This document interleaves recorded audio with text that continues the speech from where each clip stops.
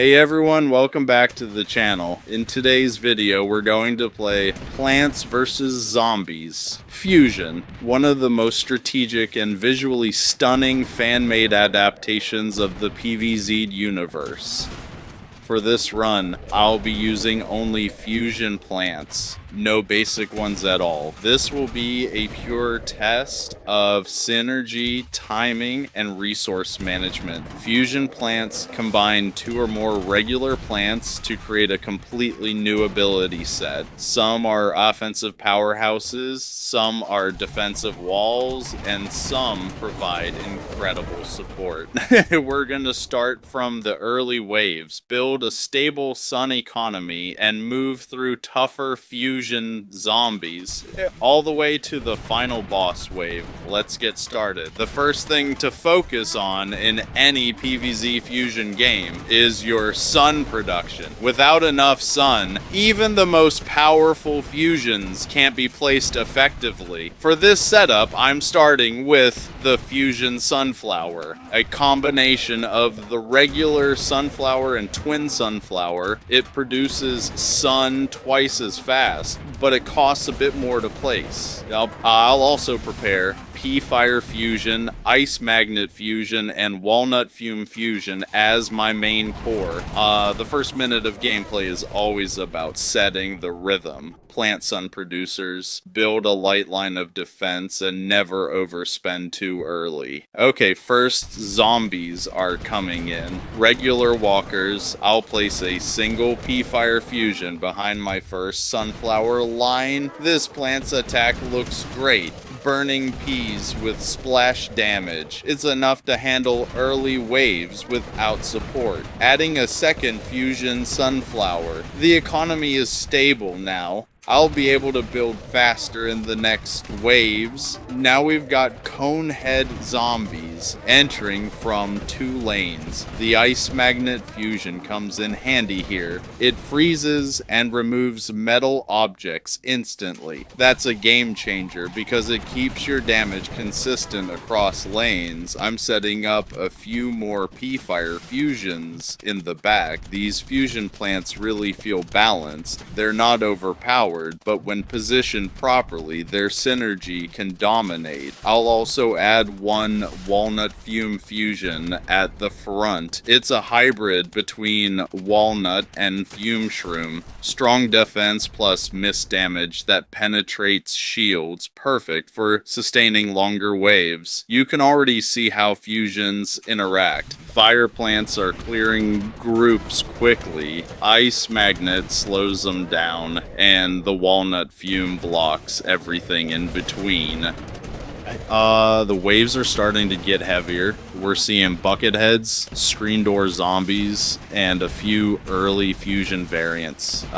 Fusion zombies are unique. They combine traits too.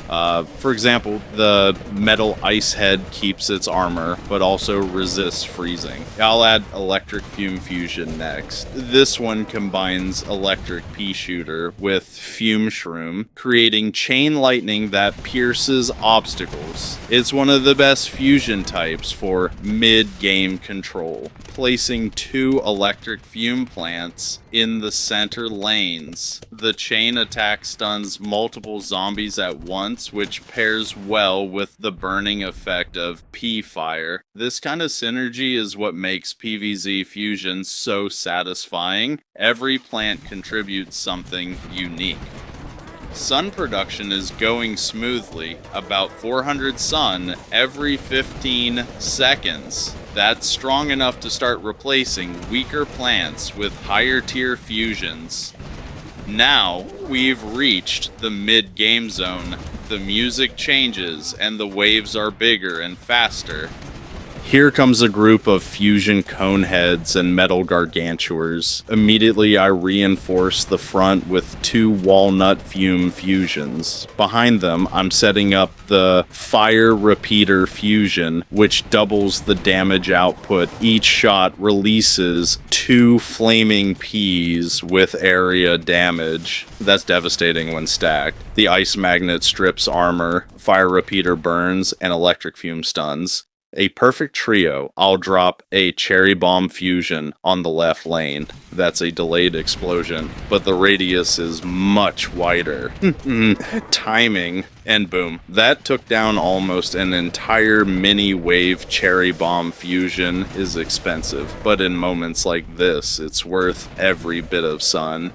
As we move forward, the key is to transition from simple fusions to advanced or upgraded ones. I'm removing older P-Fire plants and replacing them with Inferno repeater fusions. These cost more, but release triple burning shots and cause lingering fire damage. I'll also add Ice Lightning fusion, a combination of Ice P and Electric P. This hybrid slows enemies and simultaneously delivers electric chain reactions. That's a perfect answer to fusion zombies with fire resistance. Every few waves, I make sure to maintain one full column of fusion sunflowers. Even in the late game, you'll need constant sun income. This balanced approach, economy, defense, and offense, is what makes a 20-minute run consistent. The zombies are coming in stronger now, but our fusions are scaling just as fast.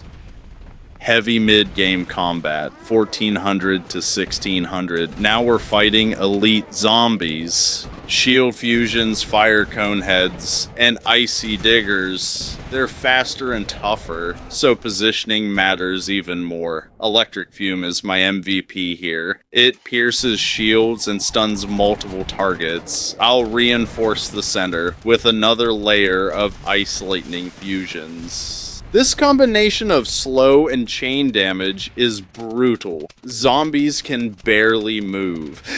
The front lines are taking a bit of damage, so I'll repair them with fresh Walnut Fume fusions. They're still one of the most reliable tanks in the game. On the top lane, I'm testing the Spore Blast fusion, a hybrid that releases poisonous spores over time. It doesn't look flashy, but it's excellent for continuous area control. At this point, the gameplay becomes more about managing cooldowns and replacements rather than spamming plants. Fusion management is as much about timing as it is about positioning. Late game begins, 1600 to 1800. We're entering the late game phase now.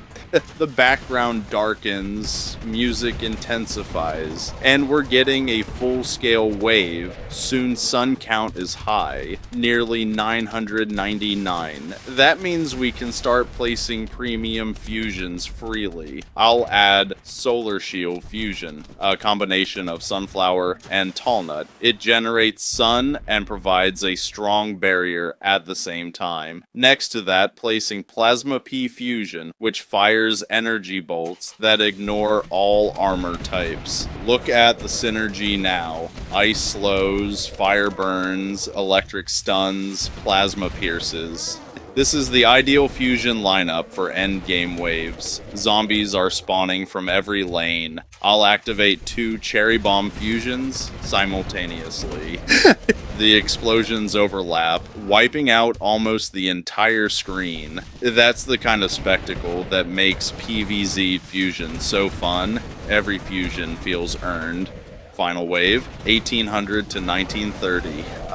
Here it comes. The final wave. We're facing multiple fusion gargantuars, laser fusions, and some flying zombies. I'm activating every ability now. The electric fume chain lightning across all lanes. Fire repeater melting through the front, ice lightning keeping everything slowed, cherry bomb fusion detonating both sides. The screen is full of effects, fire, lightning, and ice mixing together beautifully. Despite the chaos, the defense line is holding perfectly. Every lane has both offense and tank support. That's why pure fusion strategy works so well. One final gargantuar left, and he's down. Final wave cleared. Outro, 1930 to 20, and that's it. A full 20-minute run using only fusion plants. We managed to clear all waves without losing a single lawnmower. This gameplay really shows the power of plant synergy. Fusion mechanics reward patience, placement, and timing, not just raw damage. If you enjoyed this video, make sure to subscribe for more Plants vs. Zombies, Fusion gameplay, strategy breakdowns, and future Fusion experiments. Thanks for watching, and I'll see you all in the next episode.